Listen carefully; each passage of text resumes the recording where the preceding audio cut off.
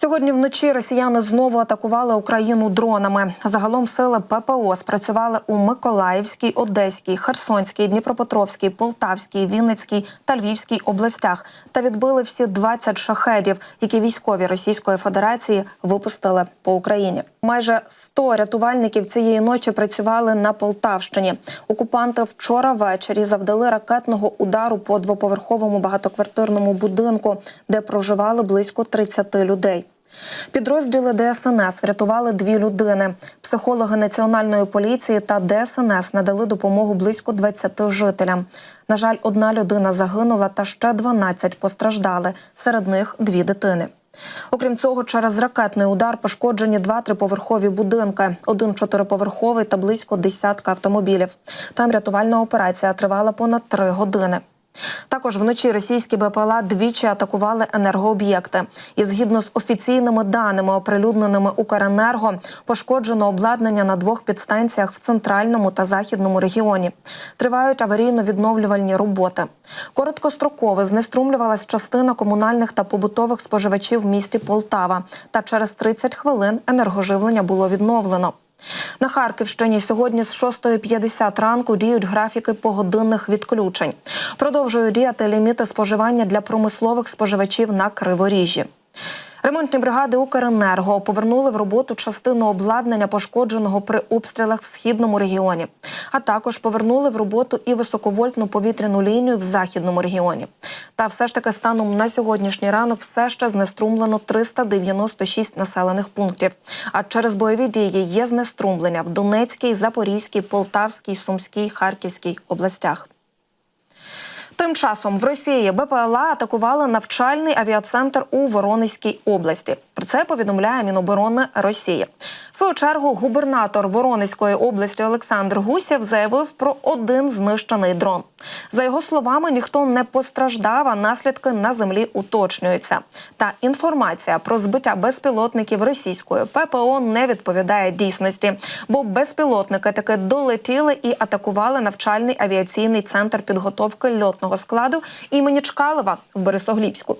Перший дрон врізався у фасад будівлі на 4-му поверсі в районі 3-ї години ранку, а через годину туди ж потрапив другий безпілотник. У ГУР підтвердили атаку безпілотниками по авіаційному підприємству на Росії та пошкоджений головний виробничий цех. Далі ще цікавіше. З'явилася інформація, що Російська Федерація вже навіть просить Казахстан поповнити запаси бензину в разі дефіциту. Росія попросила Казахстан бути готовим поставити країні 100 тисяч тонн бензину в разі дефіциту російського пального, викликаного збільшенням атак українських безпілотників на нафтопереробні заводи. Про це повідомили Reuters 3 джерела. Одне з них в галузі розповіло, що угода про використання казахстанських запасів вже досягнута. Проте радник міністра енергетики Казахстану заперечує, що Росія навіть зверталася з таким запитом. Та передбачуваний запит від Росії надійшов, оскільки Україна продовжує атакувати російські нафтопереробні заводи у відповідь на посилення нападів Росії на українську критичну інфраструктуру. А от Європейський Союз оголосив про досягнення попередньої домовленості з Європарламентом про продовження паузи на імпортні мита і квоти на український експорт до ЄС до червня 2025 року. Втім, таки з новими обмеженнями на сільськогосподарську продукцію. Згідно з прес-релізом, ЄС прагне запровадити обмеження, щоб врахувати будь-який несприятливий вплив на ринок однієї або кількох держав-членів. За угоду ще мають проголосувати європейські законодавці, та термін чинності поточної торгової угоди закінчується 5 червня 2024 року. Якщо Рада ЄС її офіційно ухвалить, то розширена угода набуде чинності вже 6 червня. І якщо нові обмеження будуть офіційно прийняті, то знову ведуть тарифні квоти на імпорт м'яса птиці, яєць, цукру, вівса, кукурудзи, крупи та меду, оскільки середній обсяг експорту перевищує показники попередніх років. Нагадаю, протягом останніх кількох місяців українське продовольство не ввозилося в країни ЄС або ввозилося частково. Це стало неможливим через протести польських та румунських фермерів на прикордонних пунктах пропуску. Вони виступають проти економічного впливу угоди про вільну торгівлю, яка викликала занепокоєння щодо нерівної конкуренції та ризиків для внутрішнього виробництва.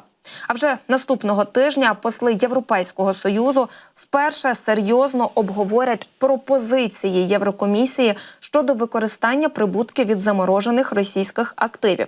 Про це повідомив кореспондент Радіо Свобода Рікард Йозвяк. Давайте послухаємо. Наступного тижня посли ЄС проведуть своє перше справжнє обговорення пропозиції комісії щодо отримання надприбутків від заморожених російських активів. Можливо, тоді зеленого світла не буде, але ідея полягає в тому, щоб рухатися швидко, щоб кошти надійшли до України у липні. І це буде дуже добре, якщо Україна якнайшвидше зможе отримати ці кошти. Адже з початку повномасштабного вторгнення в Україну за кордоном виявилися заблоковані активи Банку Росії на суму близько 260 мільярдів євро. Понад 2/3 з них заморожені саме в ЄС.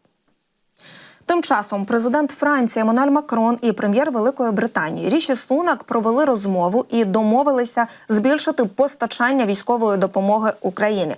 Крім того, вони обговорили пріоритети Збройних сил України на найближчі місяці. Наразі лідери очікують майбутньої зустрічі європейської політичної спільноти, що відбудеться у Британії. І зобов'язалися працювати разом, щоб провести успішний саміт, який розглядатиме низку спільних європейських пріоритетів.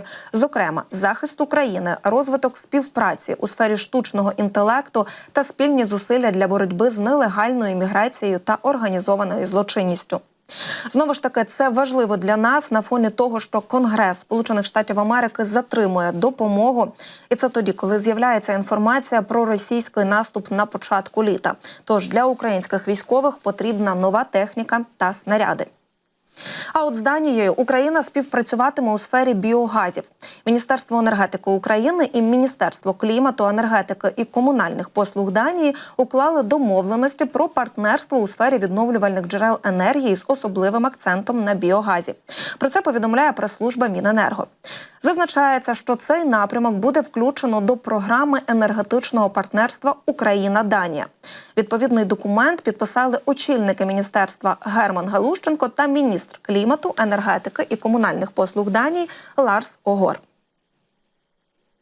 Данія та Україна співпрацюють у сфері енергетики вже 10 років. Наша співпраця почалася з вітрової енергетики, відновлюваних джерел енергоефективності. Тепер додався ще один компонент – біогаз. Є багато данських компаній, які готові долучитися до співпраці з Україною у цьому напрямку. Герман Галущенко своєю чергою наголосив, що реалізацію відповідних проєктів важливо розпочати саме зараз.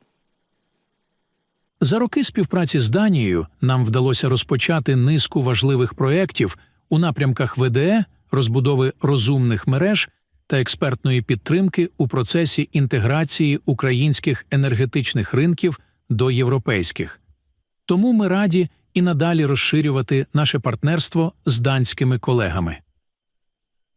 Під час зустрічі міністри також обговорили реалізацію інших програм співпраці, зокрема вивчення українськими фахівцями данського досвіду розвитку енергосектору у межах програми з енергетичного моделювання. І тепер ще трохи про події за океаном. Міністр закордонних справ Великої Британії Девід Кемерон під час свого візиту до Сполучених Штатів Америки сьогодні зустрінеться з майбутнім кандидатом у президенти від республіканців Дональдом Трампом, а також держсекретарем США Ентоні Блінкеном і виступить перед законодавцями в Конгресі з проханням ухвалити пакет допомоги Україні. Кемерон наголошує на тому, що успіх України та поразка лідера Російської Федерації Владимира Путіна є життєво важливими для американської та європейської безпеки, зазначаючи, що важливо продемонструвати останньому, тобто Путіну, що агресія не оплачується. Перед зустрічю з Блінкеном Кемерон зустрінеться з Трампом у Флориді, повідомив речник британського МЗС. Він назвав це стандартною практикою взаємодії з опозиційним кандидатом. Я ж нагадаю, чимало українських та західних політиків вважають, що законопроєкт з допомоги Україні може бути поставлений на голосування в Палаті представників Конгресу США вже найближчим часом. А саме після 9 квітня, одразу як конгресмени повернуться до роботи з великодніх канікул, а це вже сьогодні. Тим часом міністр закордонних справ Франції Стефан Сежурне заявив, що розмовляти з посадовцями Російської Федерації більше не в інтересах Франції. Давайте послухаємо. Не в наших інтересах дискутувати з російськими офіційними особами, оскільки комюніке, які публікуються, і повідомлення, які робляться, є брехнею. Сежурне також наголосив на тому, що перш ніж Франція знову зможе говорити з росіянами, потрібно встановити довіру. Та чи нині це можливо, поки що питання залишається відкритим.